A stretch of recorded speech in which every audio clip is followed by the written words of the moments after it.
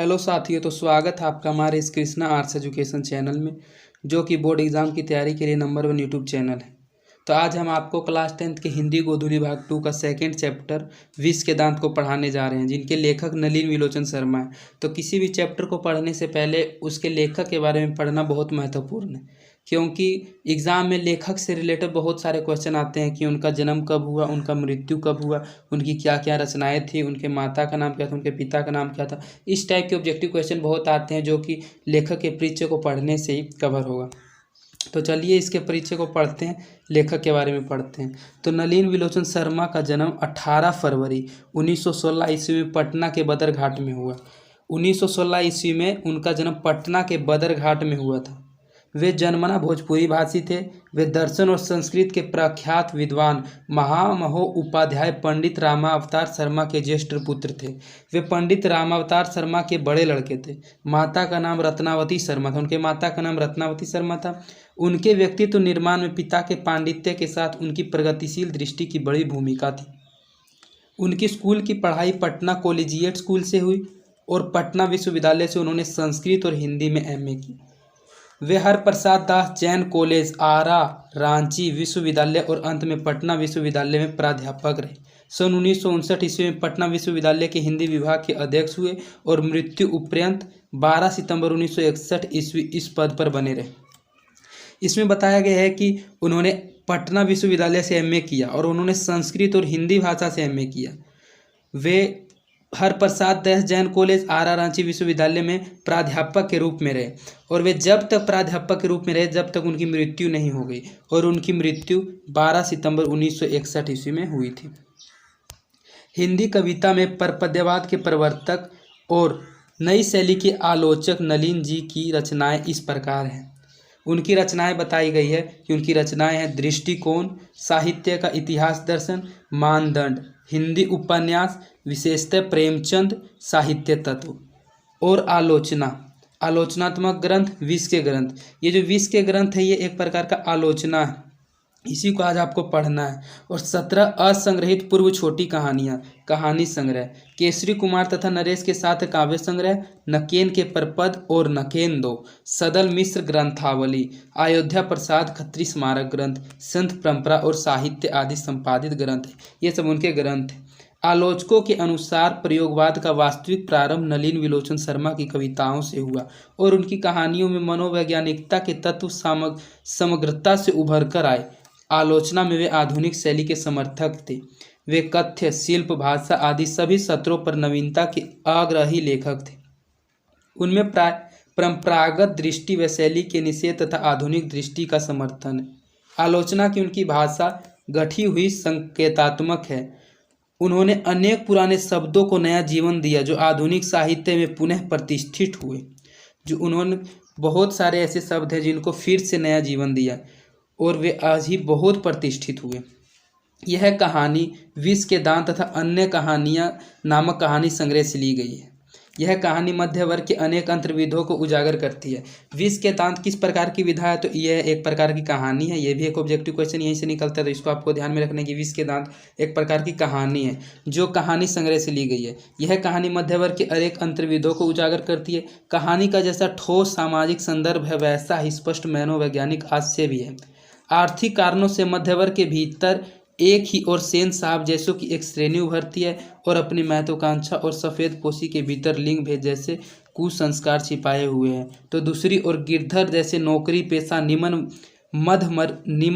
मध्यवर्गीय व्यक्ति की श्रेणी है, जो अनेक तरह की थोपी गई बंदिशों के बीच भी अपने अस्तित्व को बहादुरी एवं साहस के साथ बचाए रखने के लिए संघर्षरत है। यह कहानी सामाजिक भेदभाव, लिंग भेद, आक्रामक स्वार्थ की छाया में पलते हुए प्यार दुलार के कुपरिणामों को उभारते हुए सामाजिक समानता व मानव अधिकार की महत्वपूर्ण बानगी पेश करती है। तो चलिए चैप्टर को स्टार्ट करते हैं। चैप्टर का नाम है विष के दांत। सेन साहब की नई मोटर कार बंगले के सामने बरसाती में खड़ी है। काली चमकती हुई स्ट्रीमल एंड जैसे कोयले घोंसले में कि कब उड़ जाए। सेन साहब को इस कार पर नाज है। बिल्कुल नई मॉडल 7,500 में आई है। काला रंग, चमक ऐसी कि मुंह देख लो कहीं एक दब्बा दिख जाए तो क्लीनर और सोफर की शामत ही समझो। मेम साहब की सख्त ताकीद है कि खोखा खोखी गाड़ी के पास फटकने न पाए। इसमें कहा गया है कि सेन साहब का एक मोटर गाड़ी है जो घर के बाहर लगा हुआ है, जो 7,500 का है, 7,500 में आई है। और अगर उस पर कोई दाग धब्बा आ जाए तो उनके नौकरों को मतलब कि कोई शामत आ जाएगी, ऐसा कहा गया है। उसमें खोखा खोखी उनके बेटे बेटी के बारे में बताया गया कि इसके गाड़ी के पास फटकने न पाए। लड़कियां तो पांचों बड़ी सुशील है, 5-5 ठहरी और 100 भी लड़कियां। तहजीब और तमीज की तो जीती जागृत मूरत ही है।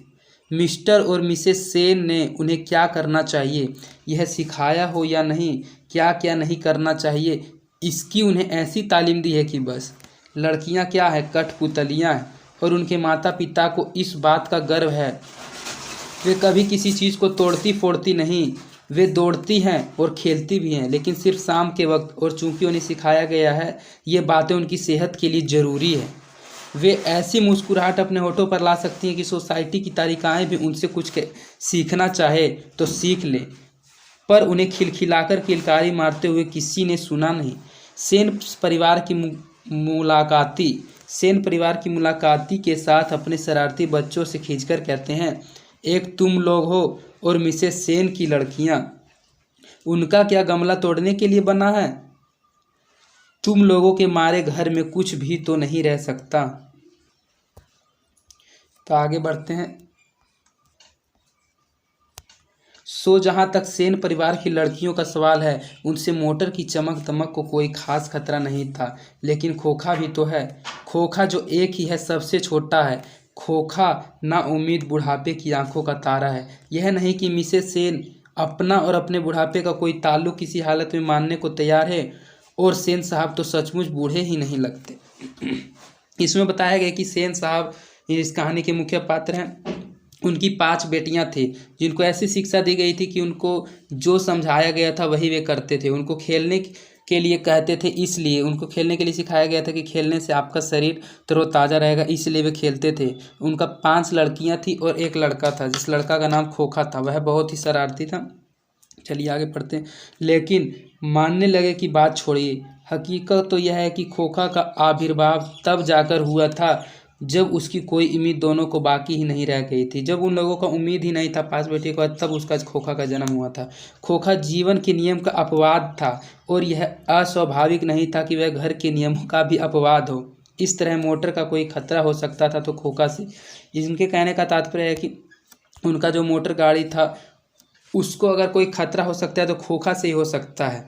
बात ऐसी थी कि सीमा, रजनी, आलो, शेफाली, आरती 5 हुई तो उनके लिए घर में अलग नियम थे, दूसरी तरह की शिक्षा थी, और खोखा के लिए अलग दूसरी।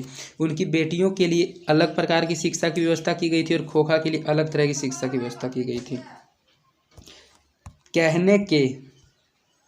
कहने के लिए तो सेनों का कहना है कि खोखा आखिर अपने बाप का बेटा ठहरा, उसे तो इंजीनियर होना है। अभी से उसमें इसके लक्षण दिखाई पड़ते हैं, इसलिए ट्रेनिंग भी उसे वैसी ही दी जा रही थी। बात यह है कि खोखा ने दुर्लभ स्वभाव के अनुसार ही सेनों के सिद्धांतों को भी बदल लिया था। अक्सर ऐसा होता है कि सेन परिवार के दोस्त आते हैं, भड़कीले ड्राइंग रूम में बैठते हैं और बातचीत के लिए विषय का अभाव होने पर चर्चा निकल पड़ती है कि किसका लड़का क्या करेगा। तब सेन साहब बड़ी मौलिकता और दूरसंदेशी के साथ फरमाते हैं कि वह तो अपने लड़कों को अपने ढंग से ट्रेड करेंगे क्या कर रहे हैं। आजकल की पढ़ाई लिखाई तो फिजूल है, वह तो उसे अपनी तरह बिजनेसमैन इंजीनियर बनाना चाहते हैं। इसमें बताया गया है कि जब उनके कोई मित्र आते थे सेन साहब के, तो जब बातचीत होता था तो वे अपने लड़के के बारे में बताते थे कि हम उसे ट्रेंड कर रहे हैं और करेंगे क्या कर रहे हैं। वे उनको इंजीनियर बनाना चाहते थे। अब देखिए न, सेन साहब कहते हैं खोखा 5 साल का हो रहा है, लोग कहते हैं उसे किंडरगार्टन स्कूल में भेज दो। उसे किस स्कूल में भेजने के लिए कहा जा रहा है? किंडरगार्टन स्कूल में। लेकिन मैंने अभी यह इंतज़ाम किया है कि कारखाने में बड़े मिस्त्री 2-1 घंटे के लिए आकर उसके साथ कुछ ठोक पीट किया करें। इससे बच्चे की उंगलियां अभी से औजारों से वाकिफ़ हो जाएगी। हिंदुस्तानी लोग यही नहीं समझते।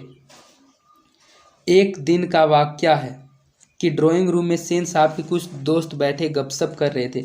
एक दिन का बात है कि जब ड्राइंग रूम में सेन साहब उसके कुछ दोस्त बातचीत कर रहे थे, उनमें से एक साहब साधारण हैसियत के अखबार नवीस थे और सेनों के दूर के रिश्तेदार भी होते थे। साथ में उनका लड़का भी था, जो था तो खोखा से भी छोटा। उनका एक लड़का था जो खोखा से भी छोटा था, पर बड़ा समझदार और होनहार मालूम पड़ता था। किसी ने उसकी कोई हरकत देखकर उसकी कुछ तारीफ कर दी और उन साहब से पूछा कि बच्चा स्कूल तो जाता ही होगा। इसके पहले कि पत्रकार महोदय कुछ जवाब देते, सेन साहब ने शुरू कर दिया, मैं तो खोखा को इंजीनियर बनाने जा रहा हूँ। और वे भी बातें दोहराकर वे थकते नहीं थे। पत्रकार महोदय चुप मुस्कुराते रहे। जब उनसे फिर पूछा गया कि वे अपने बच्चे के विषय में उनका क्या ख्याल है, तब उन्होंने कहा, मैं चाहता हूँ कि वह जेंटलमैन जरूर बने और जो कुछ बने उसका काम है, उससे पूरी आज़ादी रहेगी। सेन साहब इस उत्तर के शिष्ट और प्रच्छन्न व्यंग पर ऐंठकर रह गए। तभी बाहर शोरगुल सुनकर सेन साहब उठने लगे। जब वे बातचीत कर रहे थे तो बाहर शोरगुल होने लगा, तो यही सब बात सुनकर सेन साहब उठे। तो उनके मित्रों ने भी जाने की इच्छा प्रकट की। उन्हीं के साथ बाहर आए। बाहर सेन साहब का सोफर एक औरत से उलझ रहा था। औरत के पास एक 5-6 साल का बच्चा खड़ा था, जिससे वह रोकने की कोशिश कर रही थी, क्योंकि बच्चा बार बार सोफर की ओर झपटता था। सेन साहब को देख औरत सहम गई। सोहर ने साहब की ओर बढ़कर अदब के साथ कहा, देखिए साहब, मदन गाड़ी को छू रहा था। गाड़ी गंदी हो जाती। मैंने मना किया तो लगा कहने, जा। मैंने तो उसे पकड़कर अलग कर दिया। इस पर मुझको मारने दौड़ा। अब उसकी माँ भी आकर खामखा मुझसे उलझ रही थी। मदन की माँ कुछ कहना चाहती थी। उस लड़के का नाम मदन था और उसकी माँ कुछ कहना चाहती थी, लेकिन सेन साहब के सटे होठों को देखकर चुप रह गई। सेन साहब ने बड़े संयत पर कठोर स्वर में कहा, मदन की माँ, मदन को ले जाओ और देखना वह ऐसी हरकत न करे। मदन की माँ अपने बच्चे के बाएं घुटने से निकलते हुए खून को पोंछती हुई चली गई। ड्राइवर ने शायद धकेल दिया था और वह गिर पड़ा था, लेकिन एक मामूली किरानी के बेटे को सेन साहब के ड्राइवर ने धक्का दे दिया और उसे चोट आ गई। तो आखिर ऐसी कौन सी बात हो गई? ठीक इसी वक्त मोटर के पीछे खटखट की आवाज़ सुनकर सेन साहब लपके सोफर भी दौड़ा और लोग सीढ़ियों से उतरकर अपनी अपनी गाड़ियों की ओर चले। सभी ने देखा, सेन साहब खोखा को गोद में लेकर उसकी हल्की मुस्कुराहट के साथ डांट रहे और मोटर की पिछली बत्ती का लाल शीशा चकनाचूर हो गया था। सेन साहब के मित्रों को संबोधित करते हुए कहा, देखा आप लोगों ने, बड़ा शरारती हो गया है कासू। मोटर के पीछे हरदम पड़ा रहता है। उसके कल पुर्जों में इसको अभी से इतनी दिलचस्पी है कि क्या बताऊं। शायद देखना चाह रहा था कि आखिर इसकी बत्ती के अंदर है क्या।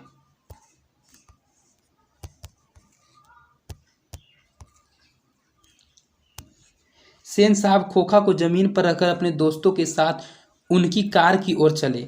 उन्होंने अपने मित्रों की भाव भंगिमा नहीं देखी। देखते भी तो कुछ समझ पाते, इसमें शक ही था। बढ़े और फिर रुक गए। उनकी निगाह अचानक ही अगले चक्के पर गई थी। उन्होंने नज़दीक जाकर देखा तो परेशानी की हालत में खड़े हो गए। टायर बिल्कुल बैठ गया था, शायद पंचर हो गया था। सेन साहब ने भी आगे बढ़ आए और कुछ झिझकते हुए बोले, कहीं ऐसा नहीं तो कि आकाशू ने हवा निकाल दी। ड्राइवर, जरा दूसरे चक्कों को भी देख लो और पंप ले आकर हवा भर दो। और हाँ, 2 कुर्सियाँ लोन में लगवा दो, तब तक हम यहाँ बैठते हैं। ड्राइवर ने एक कार का चक्का लगाकर सूचना दी कि दूसरी ओर के पिछले चक्के की भी हवा निकली हुई थी। काम तो कासू बाबू का ही मालूम पड़ता है, इधर ही खेल रहे थे, सोफर ने बताया और पंप लाने चला गया। जब कासू इधर खेल रहा था तो उसने गाड़ी का पहले हेडलाइट तोड़ दिया था और उसके बाद फिर चक्कों को भी पंचर कर दिया था। मुखर्जी साहब की गाड़ी से कुशल थी। वह अपने और पत्रकार महोदय के परिवार के साथ चलते बने। सेन साहब और मिस्टर सिंह लोन की कुर्सियां पर बैठकर बातें करते रहे। बातों के सिलसिले में ही सेन साहब ने बतलाया कि कासू ने इधर के चक्कों से हवा निकालने की हिकमत जान ली थी। मौका मिलते ही शरारत कर गुजरता था। उनका अपना ख्याल था। उसकी इन हरकतों को देखकर यह साफ मालूम होता कि इंजीनियरिंग में उसकी दिलचस्पी थी। कहने का मतलब है कि वह ऐसे ऐसे शरारत करता था, तो इसको देखकर वे कहते थे कि इनको इंजीनियर बनने में बहुत दिलचस्पी है। इसी तरह की दूसरी में बेमतलब की बातें होती रही, जब तक कि चक्कों में पंप नहीं हो गया और मिस्टर सिंह रुखसत नहीं हो गए। सेन साहब अंदर लौटे तो बेरा को, मदन के पिता गिरधर लाल को, जो उनकी फैक्ट्री में किरानी था, अहाते के एक कोने में आउट हाउस में रहता था, बुला लाने का हुक्म दिया। गिरधर लाल आया और सेन साहब के सामने झुककर खड़ा हो गया, जैसे खून के जुर्म में कैदी जज के सामने खड़ा हो। जब सेन साहब फिर से गए तो उन्होंने मदन के पिता, जो उनके सोफर से लड़ रहे थे, वे उनके मदन के पिता, जो गिरधर लाल नाम था उनका, वे उनके फैक्ट्री में किरानी थे, वे उनको बुलाने का हुक्म दिए। और गिरधर लाल आया और उनके सामने इस तरह से सिर झुकाकर खड़ा हो गया, जज के सामने खड़ा होता है उस तरह से वह खड़ा हो गया। सेन साहब ने ठंडी बेलोस आवाज में कहना शुरू किया, देखो गिरधर,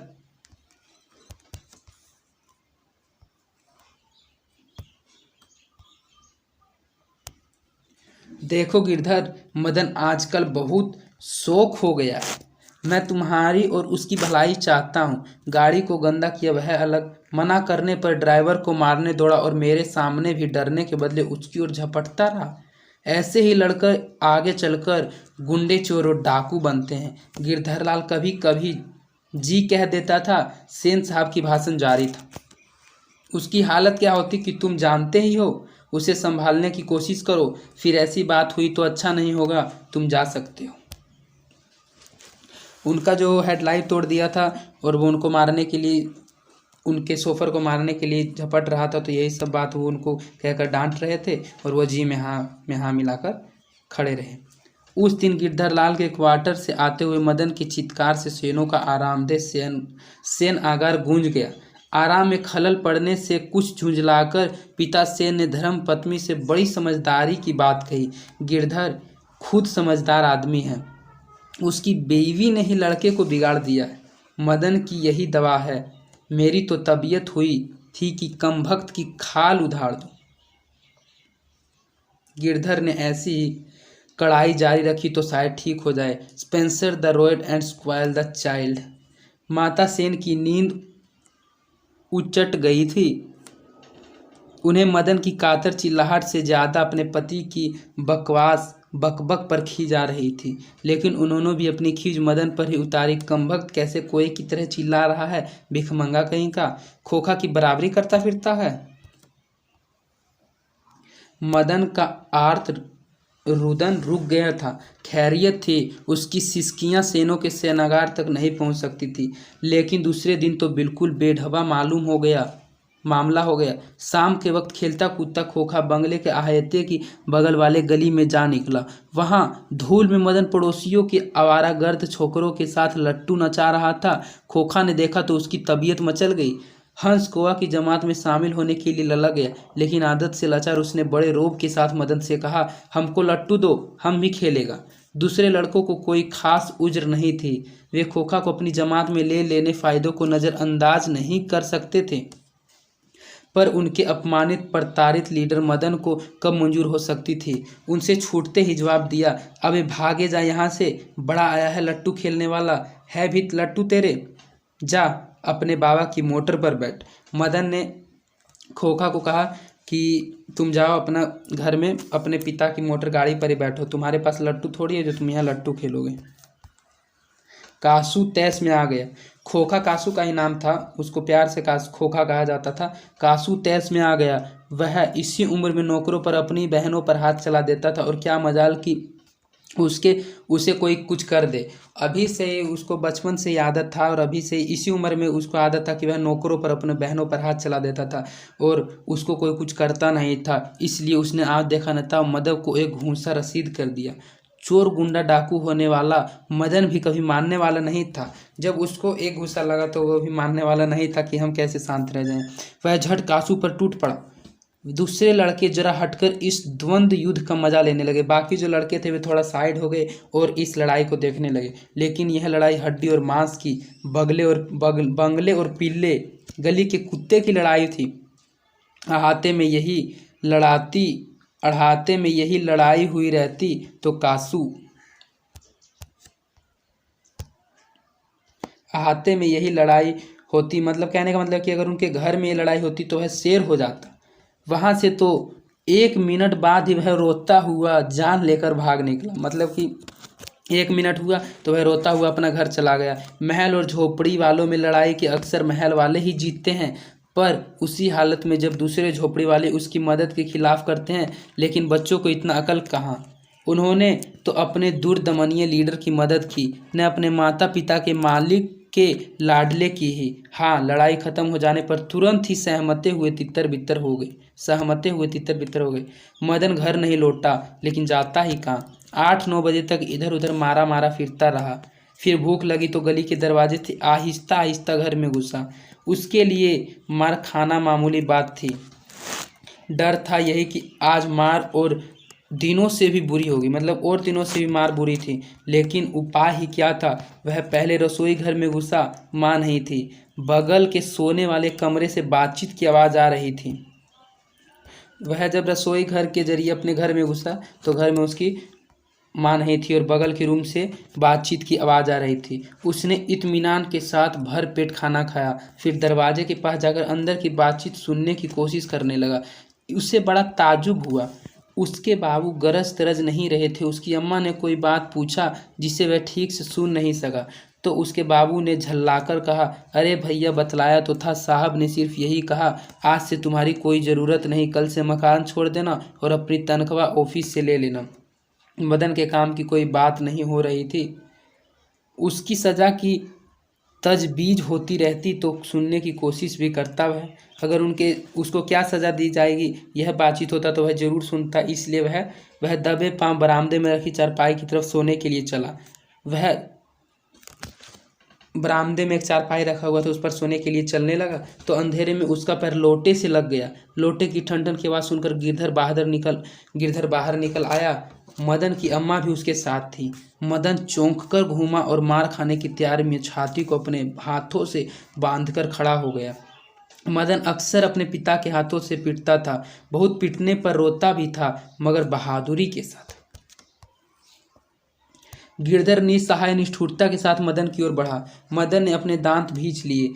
गिरधर मदन के बिल्कुल पास आ गया था कि अचानक वह ठिठक गया। उसके चेहरे से नाराजगी का बादल हट गया। उसने लपककर मदन के हाथों से उठा लिया। मदन हक्का बक्का अपने पिता को देख रहा था। उसे याद नहीं उसके पिता ने कब उसे इस तरह प्यार किया था। अगर कभी किया तो गिरधर उसी बेपरवाही, उल्लास और गर्व के साथ बोल उठा, जो किसी के लिए भी नौकरी निकाले जाने पर मुमकिन हो सकता है। शाबाश बेटा, एक तेरा बाप है और तूने तो बे खोखा के 2-2 दांत तोड़ डाले। हा हा हा हा हा। तो इस तरह आपका चैप्टर का एंड हो गया। यही 20 का दांत चैप्टर था। जब उनकी लड़ाई हुई थी कासू और मदन की, तो मदन ने उसके खोखा के 2 दांत तोड़ दिए थे। तो ये एक प्रकार का ऑब्जेक्टिव क्वेश्चन भी है जो आपको आगे पढ़ाया जाएगा। तो इस प्रकार सेकंड चैप्टर का अंत हुआ। और इसका एक टेलीग्राम चैनल भी, अगर आप उस टेलीग्राम चैनल में नहीं जुड़े हैं तो डिस्क्रिप्शन में उसका लिंक दिया हुआ है, आप टेलीग्राम चैनल में जुड़ लें। और फर्स्ट चैप्टर के ऑब्जेक्टिव और सब्जेक्टिव क्वेश्चन का लिंक भी डिस्क्रिप्शन में दिया हुआ है, आप उन वीडियो को भी देख सकते हैं। यहाँ पर सभी चैप्टर का ऑब्जेक्टिव, सब्जेक्टिव और हिंदी अर्थ कराया जाता है चैप्टर बाय चैप्टर। इसलिए अभी तक आपने इस चैनल को अभी तक सब्सक्राइब नहीं किया तो चैनल को भी जरूर सब्सक्राइब कर दें। धन्यवाद।